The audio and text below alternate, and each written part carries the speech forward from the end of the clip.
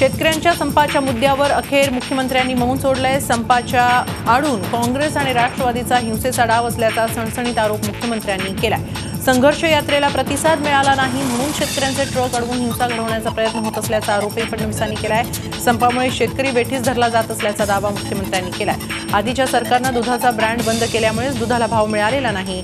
राजकीय नेत्यांचे दूध संघ तेजीत आणून सरकारी ब्रँड अडचणीत आणल्याचा आरोपही मुख्यमंत्र्यांनी केला। आता जो काही शेतकरी संप चाललेला आहे याच्याने एक प्रकारे शेतकऱ्यांनाच वेठीस धरलं जात आहे। शेतकऱ्यांच्या भाज्यांचे ट्रक अडवणं, त्यांचं दूध अडवणं, यातनं शेतकऱ्यांचं अधिक नुकसान होणार आहे। काही लोक विशेषतः ज्यांच्या संघर्ष यात्रेला कुठलाही पाठिंबा मिळाला नाही अशी काही मंडळी या संपाच्या आड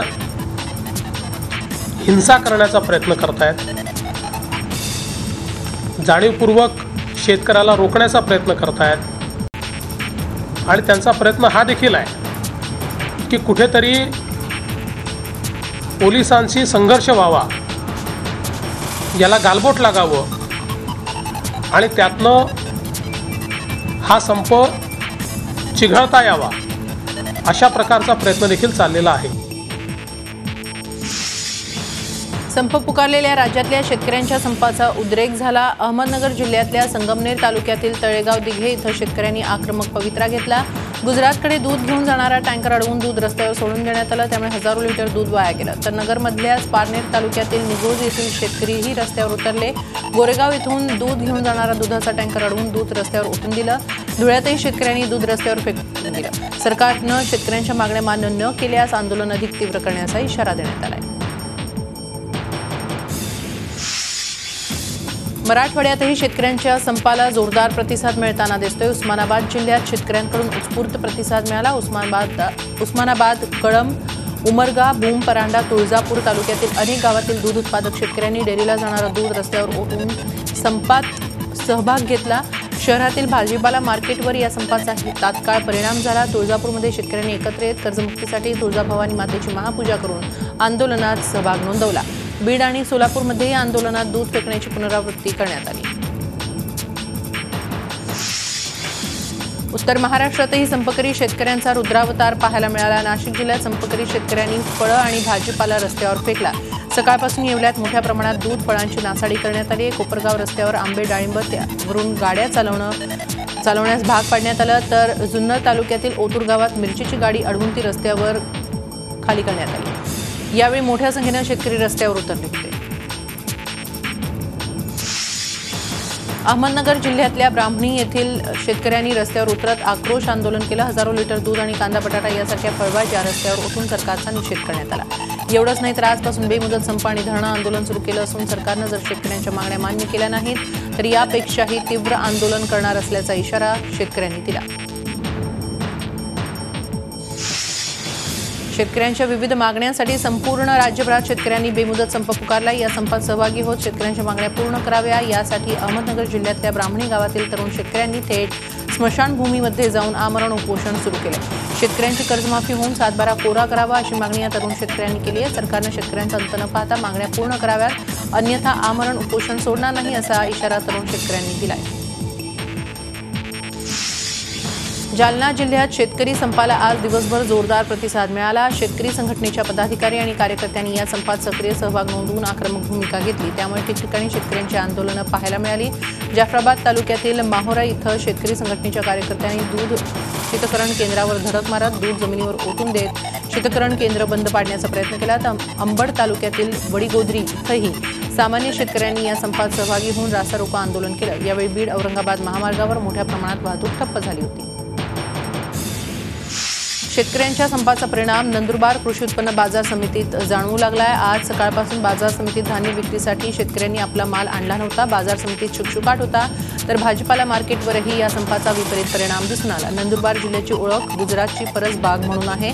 जर शेतकऱ्यांनी आपला भाजीपाला बाजारात आणला नाही तर गुजरात राज्यातील सुरत बडोदा या बाजारात भाजीपाल्याचा तुटवडा निर्माण होऊन भाजीपाल्याचे दर वाढतील अशी शक्यता निर्माण झाली आहे। या संपाचा परिणाम शेजारील गुजरातमध्येही जाणवू शकतो। कृषी मालाची परराज्यात जाणारी तसंच परराज्यातून येणारी रसद धुळ्यातील शेतकरी संघटनेनं मुंबई आग्रा महामार्गावर कापडनाने चौफुली इथं अडवली। मागण्या मान्य होत नाहीत तोपर्यंत हे आंदोलन सुरूच ठेवण्याचा निर्धार यावेळी बोलून दाखवण्यात आला। येवला कोपरगावमध्येही संपाला आक्रमक रूप आलं। पोलिसांनी वाहतूक रोखत आंदोलक शेतकऱ्यांवर सौम्य लाठीमार केला, त्यामुळे राज्य राखीव दल दंगल नियंत्रण पथकाला पाचारण करण्यात आलं। या सर्व परिस्थितीमुळे आंदोलन आणखी चिघळण्याची शक्यता व्यक्त करण्यात येते।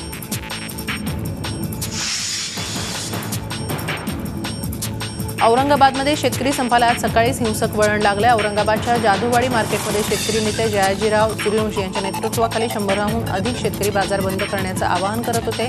त्याच दरम्यान एका ट्रकची हवा सोडत असताना व्यापाऱ्यांनी एकत्र येऊन शेतकऱ्यावर हल्ला केला। या जयाजीराव सूर्यवंशीसह 5 शेतकऱ्यांना मारहाण करण्यात आली। काही शेतकरी तिथून निघून गेले। या संपाच्या पहिल्या दिवशी जवळपास अर्ध्याहून अधिक शेतकऱ्यांनी पाठिंबा देत बाजारात आले नाही। ज्या शेतकऱ्यांना आंदोलनाची माहिती नव्हती ते शेतकरी उद्या संपात सहभागी होत आहेत। मात्र व्यापाऱ्यांनी स्वतःच्या स्वार्थासाठी विरोध केला तरी आंदोलन सुरूच राहील अशी भूमिका शेतकऱ्यांनी घेतली। या आंदोलनात सहभागी झालेल्या शेतकऱ्यांनी टोमॅटो कांदा फेकत बाजार बंद करण्याचा प्रयत्नही केला। पुणतांब्यात भजन कीर्तनाच्या माध्यमातून शेतकऱ्यांनी आंदोलन सुरू केले। ग्रामपंचायतीजवळ हे सर्व शेतकरी बसले आहेत। जोपर्यंत मागण्या पूर्ण होत नाहीत तोपर्यंत शेतकऱ्यांचा संप सुरू राहणार असल्याचं शेतकरी सांगतायत। अनेक ठिकाणी संपाला उग्र रूप देत शेतकऱ्यांनी दूध फेकून दिल्याची घटना घडली। मात्र जिथून शेतकरी संपाची पहिली ठिणगी पडली त्या पुणतांब्यातील लोकांनी दूध फेकून न देता त्या दुधाची बासुंदी बनवली आणि आंदोलनाला वेगळं रूप दिलं। शेतकरी संपावर गेल्याच्या पार्श्वभूमीवर कोल्हापूर जिल्हा दूध उत्पादक संघ म्हणजेच गोकुळनं गंभीर दखल घेतली आहे। सांगली आणि साताऱ्यामध्ये शेतकऱ्यांनी दुधाचे टँकर फोडल्याच्या पार्श्वभूमीवर प्रत्येक टँकरसाठी पोलीस बंदोबस्त घेण्यात आलाय।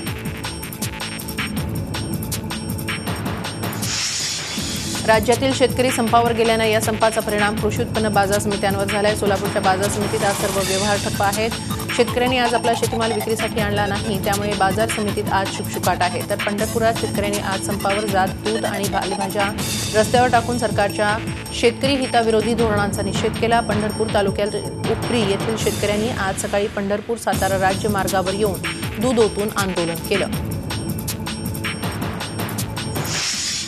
1 जुलैपर्यंत सरकारनं मागण्या मान्य केल्या नाहीत तर सगळ्या प्रमुख शहरांचा दूध भाजीपाला रोखू असा स्पष्ट इशारा आज खासदार राजू शेट्टींनी दिला। आजपासून राज्यात शेतकऱ्यांनी पुकारलेल्या संपाला स्वाभिमानी शेतकरी संघटनेचा पाठिंबा असल्याचंही शेट्टींनी स्पष्ट केलं। सरकारला सत्तेचा माज आलाय, त्यांना कसं नमवायचं हे आम्हाला ठाऊक असल्याचंही शेट्टींनी यावेळी म्हटलंय।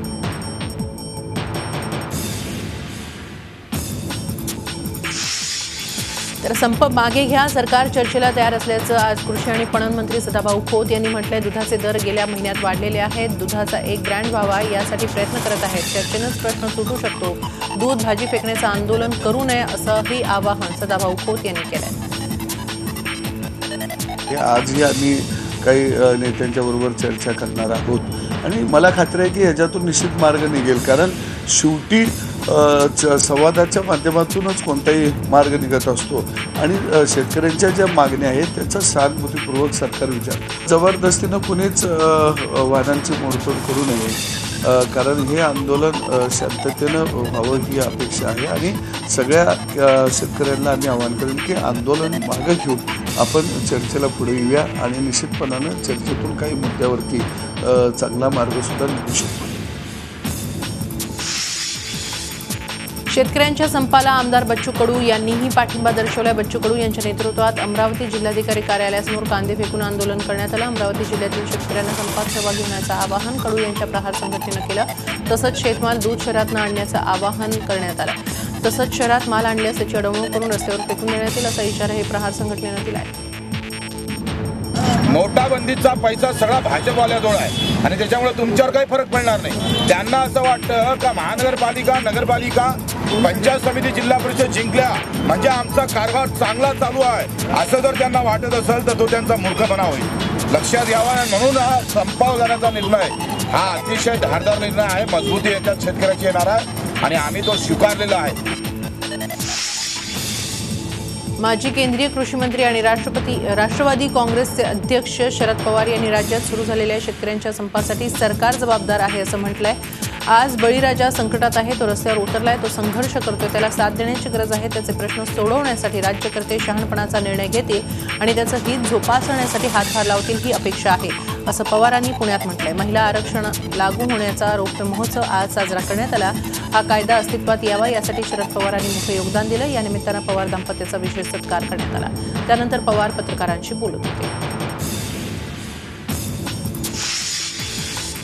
शेतकरी संपाच्या मुद्द्यावरून माजी मंत्री जयंत पाटील यांनी व्हॉट्सअपवरून सरकारविरोधात बोचरी टीका केली. कर्जमाफी न देणाऱ्या सरकारविरोधात टीकात्मक मेसेज त्यांनी केलेला आहे. या मेसेजमध्ये त्यांनी इंग्रजांनाही जमलं नाही, ते भाजपनं 2 वर्षात केलं असं म्हटलंय. या माध्यमातून शेतकऱ्यांच्या मागण्यांना जयंत पाटलांचा पाठिंबा असल्याचं त्यांनी स्पष्ट केलं.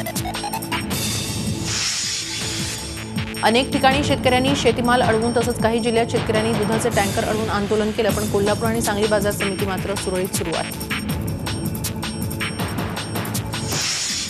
राज्यभर शेतकऱ्यांनी संप पुकारलाय. राज्यातील काही जिल्ह्यात स्थिती हिंसक झाली, मात्र या संपाचा चंद्रपुरात फारसा परिणाम दिसत नाही. चंद्रपूर कृषी उत्पन्न बाजार समितीत भाजी आणि दुधाची आवक सुरळीत सुरू असून सध्या तरी संपाचा परिणाम झालेला नाही. आज सकाळपासून चंद्रपूर कृषी उत्पन्न बाजार समितीत भाजीपाला आणि कृषी उत्पादनांची आवक सामान्य झाली आहे. या उत्पादनांच्या वाहतुकीला कुठलाही अडचण झालेला नाही. चंद्रपुरात या भाज्यांचे भावही सामान्य असून शेतकरी, व्यापारी आणि वाहतूक उत्पादक यांना या संपाविषयी फारशी कल्पना नसल्याचंही दिसून आलंय. जिल्ह्यातील बहुतांश भाजी आणि दूध कृषी उत्पादनं तेलंगणा आणि आंध्र प्रदेशातून येतात. त्यांच्या उपलब्धतेत फरक पडणार नाही. वाहतुकीत काही अडचणी आल्या तर शहराची कोंडी होणार आहे. या पर्यायानं याचा फटका सामान्य नागरिकाला बसू शकतो.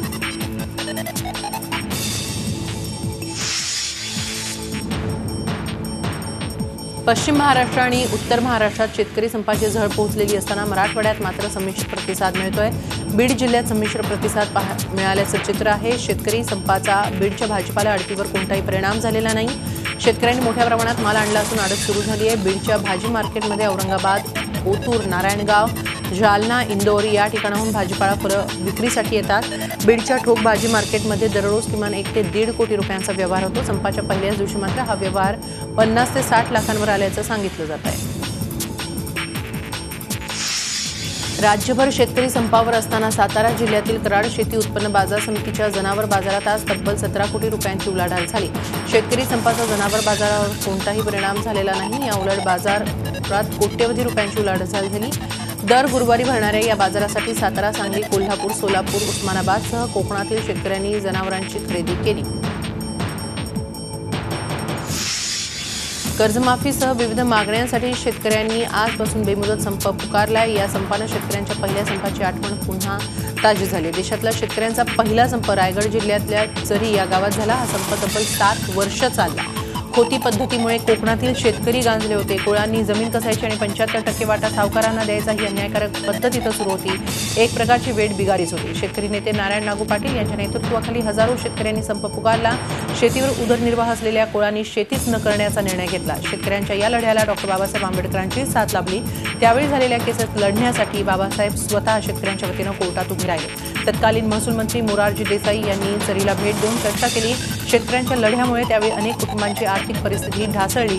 तरीही पुढच्या पिढीला या आंदोलनामुळे अच्छे दिन आले. चरी कोपरच्या लढ्यामुळे कसेल त्याची जमीन हे धोरण अंमलात आलं. कुळ कायदा तयार करण्यात आला.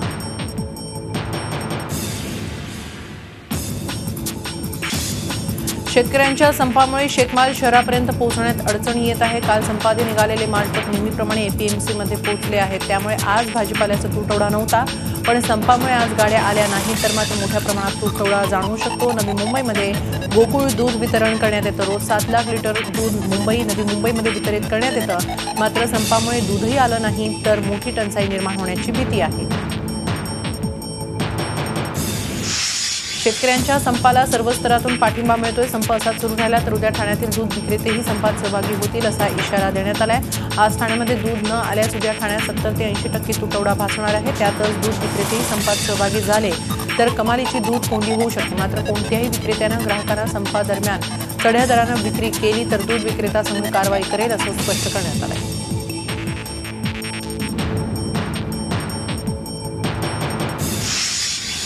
दरवर्षीप्रमाणे यंदाही मुंबईत पाणी तुंबणार नसल्याचा आणि रस्त्यांवर खड्डे पडणार नसल्याचा दावा मुंबई महापालिका प्रशासनानं केला आहे. मुंबईत यंदा पावसाळ्यामध्ये 270 ठिकाणी पाणी साचणार असून मागील वर्षीच्या तुलनेत ही संख्या कमी आहे. येणाऱ्या पावसाळ्यासाठी मुंबई सज्ज असून मान्सून पूर्वतयारी पूर्ण झाल्याचा दावा पालिकेनं केला आहे.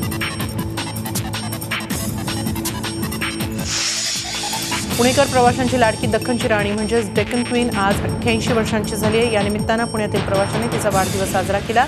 पुणे स्टेशनवरून गाडी सुटण्याआधी ती छान सजवण्यात आली होती. पुण्यातल्या महापौर मुक्ता टिळक यांच्या हस्ते केक कापण्यात आला. हा वाढदिवस प्रवासी दरवर्षी साजरा करतात. या गाडीशी त्यांचं एक अनोखं नातं निर्माण झालं, त्याचाच प्रत्यय आज आला.